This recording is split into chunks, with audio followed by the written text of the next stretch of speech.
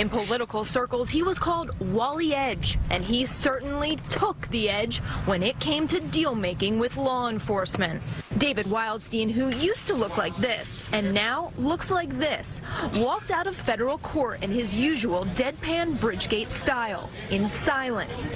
Yet in court, he was anxious to blab about every juicy detail involving his co-conspirators for his own salvation. While others deleted texts and emails, Wildstein saved everything, perhaps knowing it would come in handy if he ever found himself in a jam. Mr. Wildstein, do you feel like the hero here, telling all? The former Port Authority executive's 8 days of testimony was key to convicting his former friends.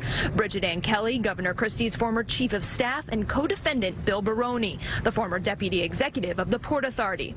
And for squealing, the political operative received a get-out-of-jail-free card.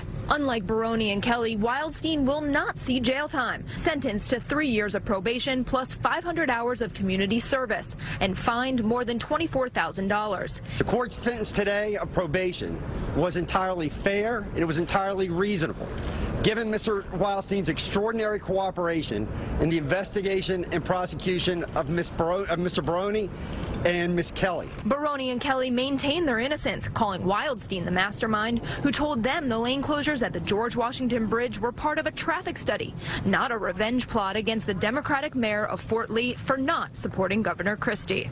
Wildstein's lawyer referenced Kelly's now infamous email, "Time for some traffic problems in Fort Lee," saying his client willingly brought this evidence and more to the U.S. Attorney's Office before a plea deal was ever offered. Under oath, Wildstein said his buddy, the governor, was in on it from the beginning. We believe that everybody who we could build a case against and present a case against was charged and was convicted. He was asked again, did the governor know? We believe that the people who could be properly held criminally accountable were held criminally accountable. A spokesman for the governor calls Wildstein a liar who devised this scheme all on his own.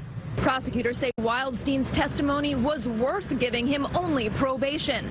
Coming forward on his own with evidence may have been his best scheme yet. He will get to serve his probation time at his mansion in Florida. At the federal courthouse in Newark, Meg Baker, CBS 2 News.